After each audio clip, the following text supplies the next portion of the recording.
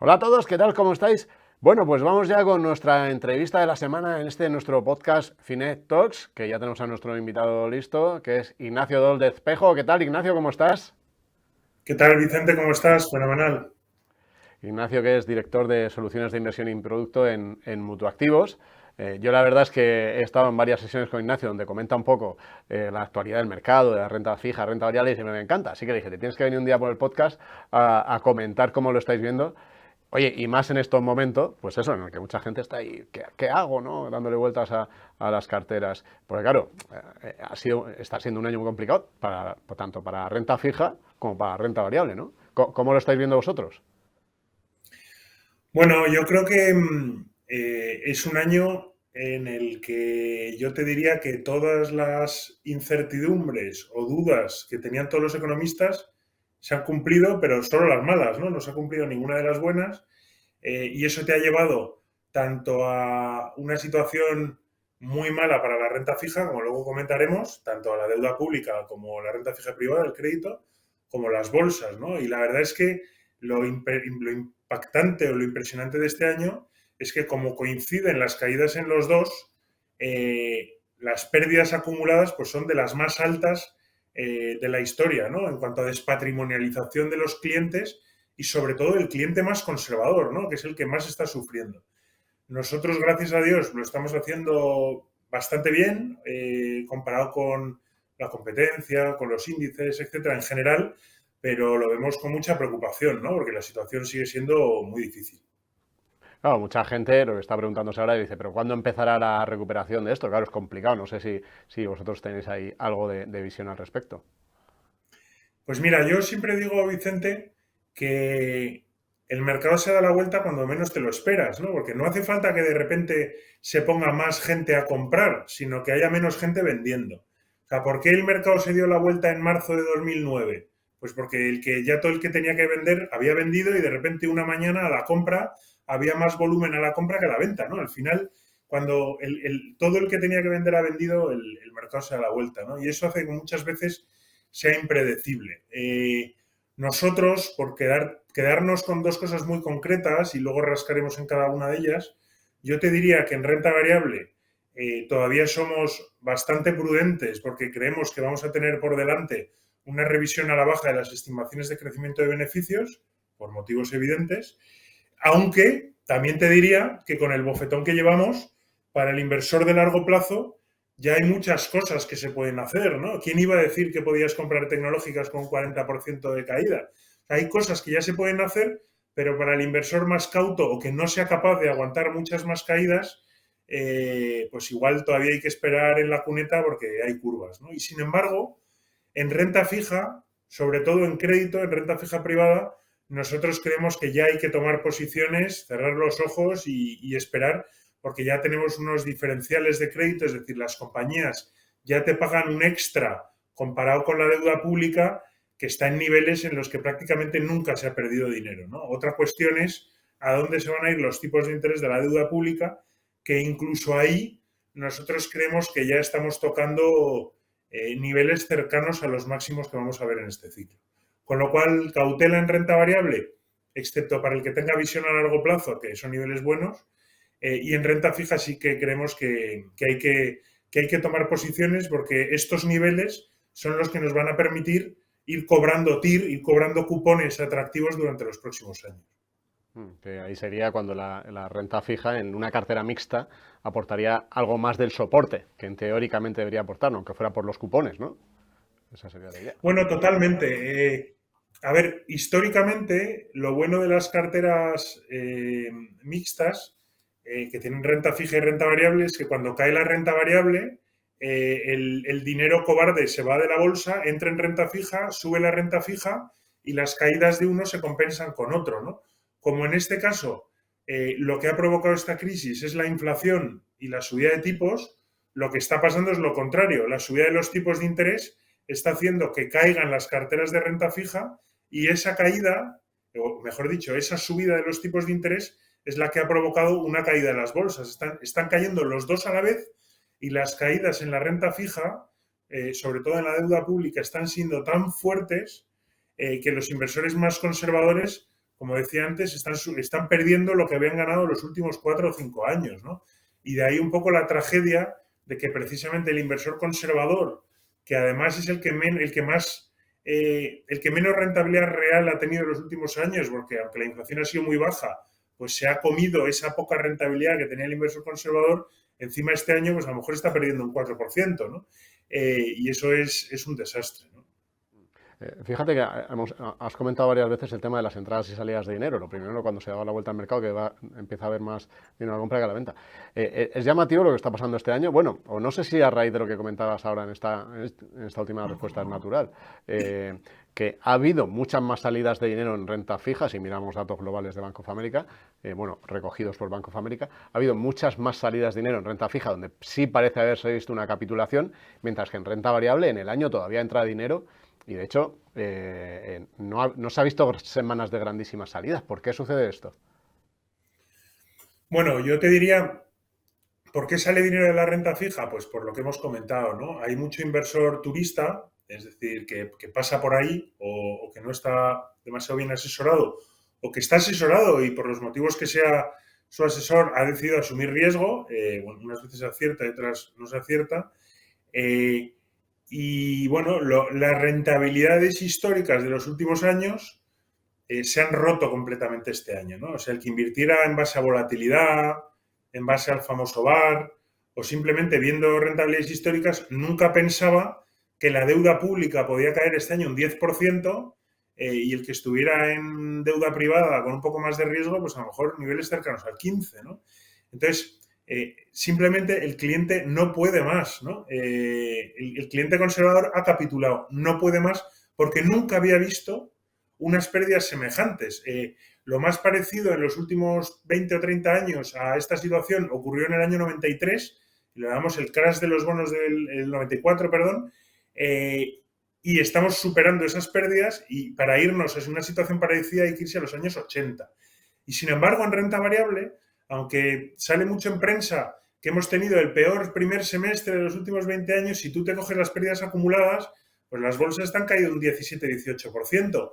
Y el inversor agresivo, pues ha vivido ya el año 2020, el año 2008, el año 2012, ha vivido episodios con correcciones de un 40 o 50% y no, bueno, evidentemente no está contento, ¿no? Pero no está sufriendo unas pérdidas que le puedan hacer decir, oye, no puedo más, véndelo todo, ¿no? Y precisamente por eso,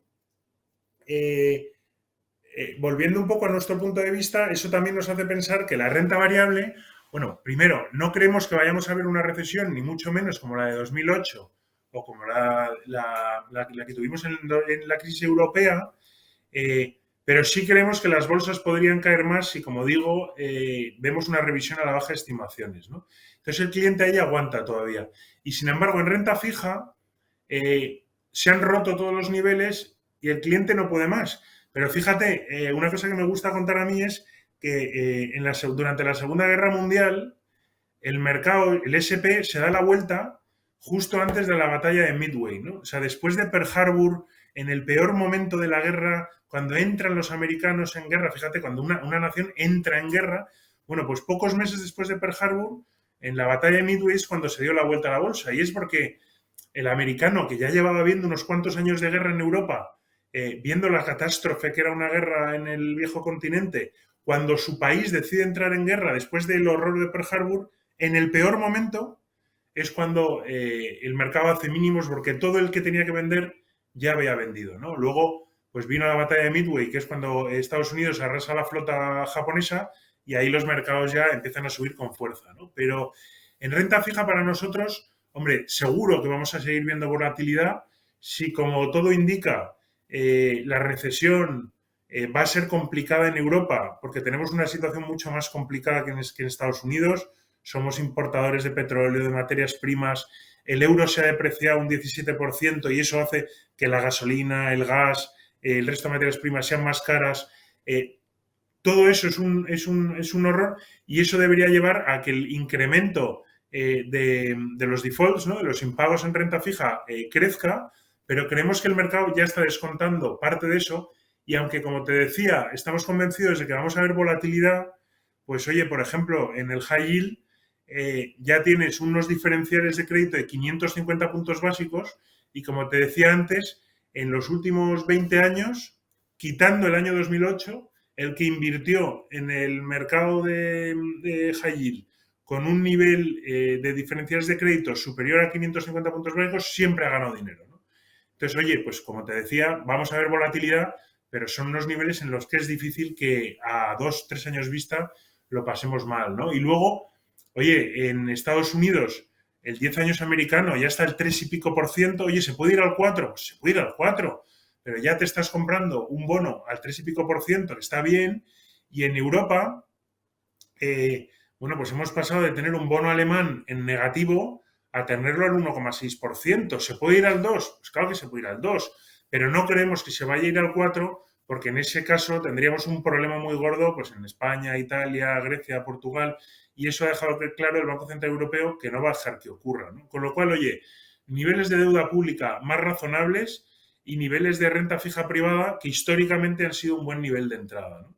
Y sin embargo en bolsa, que como te digo, pues oye, para el cliente que no mire los mercados, que viva del dividendo o que diga, oye, quiero construir una cartera de 10 años vista, pues seguro que son buenos niveles, pero a corto plazo vienen curvas. Hablabas de Estados Unidos y el dólar. ¿Cómo lo estáis viendo? Porque fíjate, hablamos de la paridad que no llegaba, se ha ido y además ha llegado a romper con fuerza algunos días. ¿Cómo lo estáis viendo? Porque para tomar Pues posiciones, por ejemplo, en mira, renta fija americana. Vicente, yo siempre digo lo mismo, que el que opine, que te dé una opinión muy seria del dólar es un fantasma, ¿no?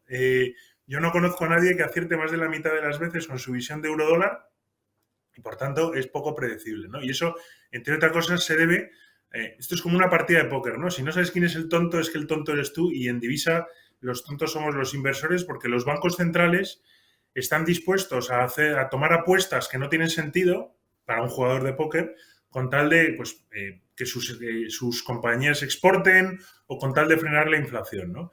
¿Qué está ocurriendo ahora? Pues primero, Estados Unidos claramente está creciendo más que Europa y viene de crecer más y sin duda va a salir de esta crisis mejor porque nos está vendiendo el gas y el petróleo a nosotros, mientras que nosotros tenemos un problemón energético en el que incluso se está hablando de cortes de suministro, y además la Reserva Federal se puede permitir ser más agresiva y lo está siendo, ¿no? O sea, no hay que olvidar que en Europa hemos seguido teniendo tipos negativos hasta hace un mes. Bueno, pues esta semana vamos a meter un empujón y probablemente a finales de año pues estemos en niveles en torno al 1 y pico por ciento de tipos de interés, pero es que hemos estado con tipos del 1, con una inflación del 8 y ahora del 10, ¿no? Entonces, lo que está claro es que aunque el Banco Central Europeo tiene que recuperar parte del retraso, ni mucho menos va a llegar al nivel al que va a llegar la Reserva Federal, o dicho de otra manera, al que puede llegar la Reserva Federal sin cargarse la economía. Y por tanto, si Estados Unidos va a crecer más y los tipos van a estar más altos, pues está claro que hay motivos para que ocurra lo que ha ocurrido, ¿no? Que es que el eurodólar se haya ido incluso por encima de la paridad.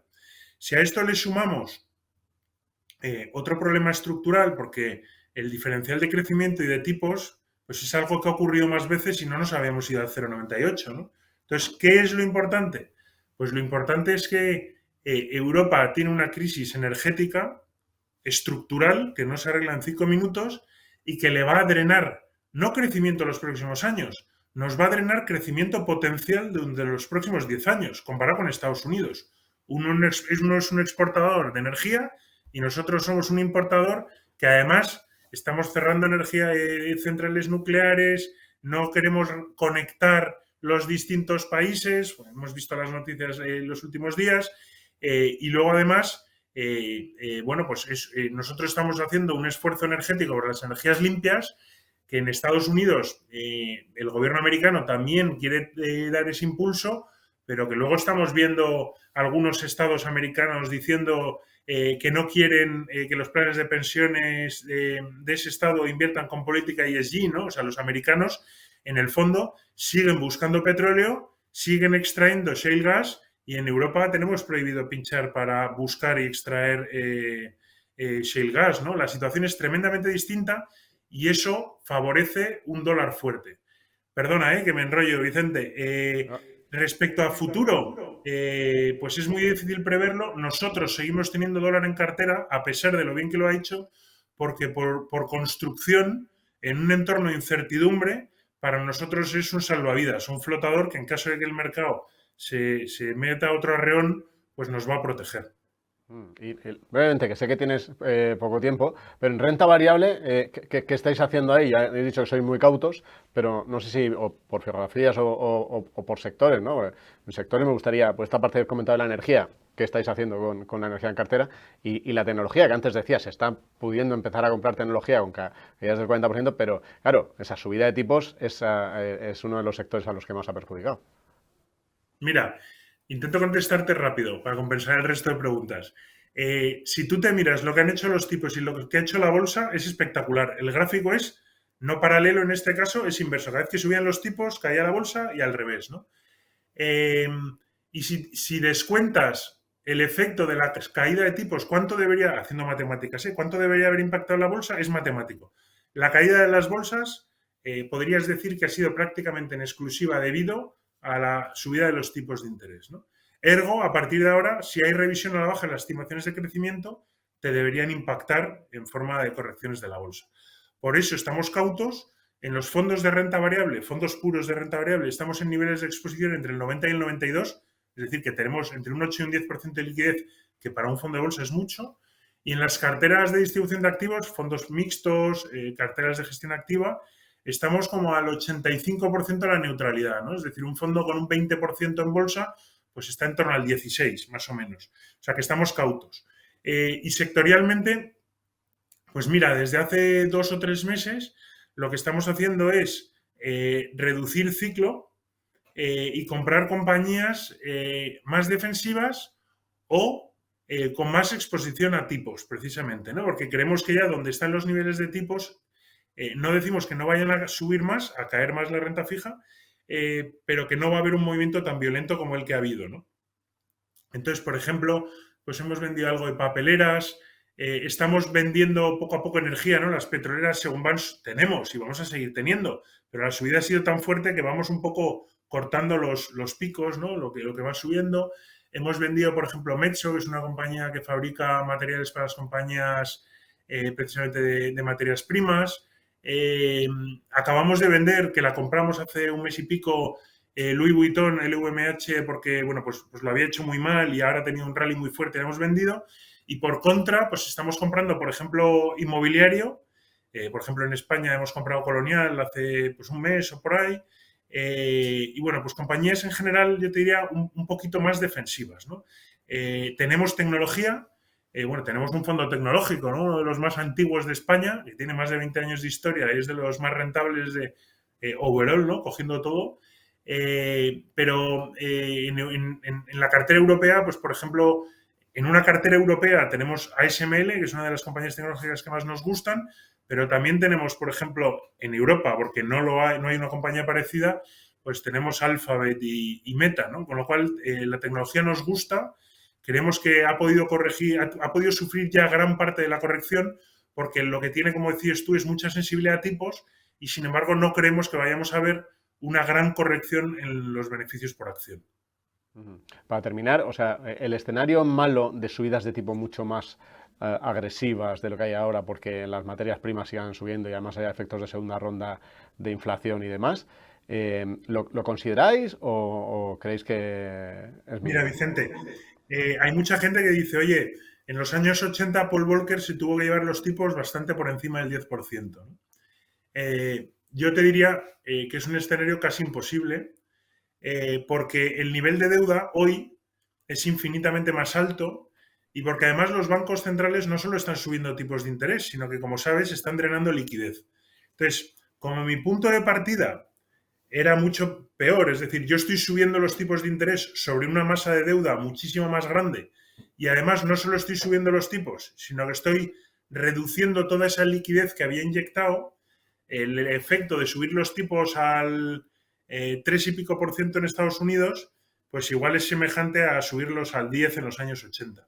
Entonces, nosotros creemos que lo que vamos a empezar a ver es que la parte corta de la curva de tipos de interés va a seguir subiendo conforme suben los tipos de interés de los bancos centrales, pero que la parte larga de la curva va a empezar a ser más sensible a la recesión que nos está empezando a provocar la subida de los tipos de interés, ¿no? Entonces, si tenemos razón y la curva se sigue invirtiendo, es decir, que los tipos de interés, el bono alemán, aunque siga subiendo, a lo mejor está al 1,6, pues se va al 1 y pico, al 1,8 o al 2, y ahí ya se para y probablemente empieza a bajar, descontando que si hay una recesión, pues no será en 2023 como descuentan los mercados, o en 2024 o en 2025, pero al final los tipos de interés acabarán bajando, ¿no?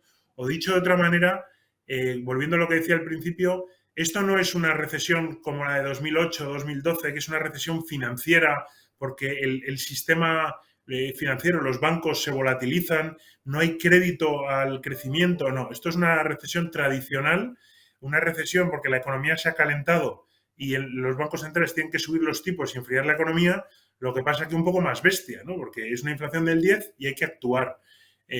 Con lo cual creemos que esto es razonable, ordinario. Nadie pensaba que íbamos a ver el bono alemán al 1,6, ya está bien, y no creemos que vayamos a ver un escenario de tipos de interés al 5%, digo, tipos de interés de intervención. Ten en cuenta que con la subida del Euribor, el Euribor ya ha subido 220 puntos básicos desde el principio de año y 80 puntos solo en agosto. La hipoteca media va a subir 200 euros al mes, que es una pasada.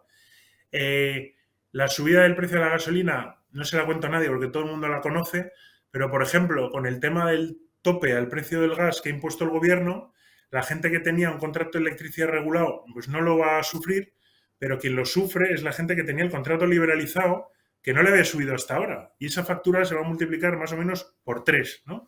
Los próximos meses. O el que tenía fijado el precio de la electricidad, cuando le toque renovar, se va a encontrar una subida de varias veces, ¿no? Si a mí me sube la gasolina, el gas, la electricidad, la hipoteca, o sea, todo lo que se me ocurra, la bajada de la renta disponible, es que no nos podemos engañar. Es tan bestia lo que estamos viendo que sin duda vamos a ver una caída de la demanda. Y esa caída de la demanda debería hacerle los deberes ya al Banco Central Europeo sin que tenga que llevarse los tipos al 4%, ¿no? Contestando a tu pregunta. Bueno, me ha entrado ganas de echarme un rato a llorar, pero con la situación esta que tenemos de subida de los costes, pero es la que hay, y es el mecanismo que tiene la propia economía, ¿no? De al final, pues que se dé esa recesión para que pueda empezar un nuevo ciclo, ¿no? Para verlo... Míralo al revés, Vicente, déjame, perdón, míralo al revés, ¿no? Es verdad que la situación es fea, aquí estamos hablando de inversión, con la subida de los tipos, la subida de los diferenciales de crédito y la caída de las bolsas, los mercados ofrecen ahora una rentabilidad potencial que no han ofrecido los últimos 6 o 7 años, ¿no?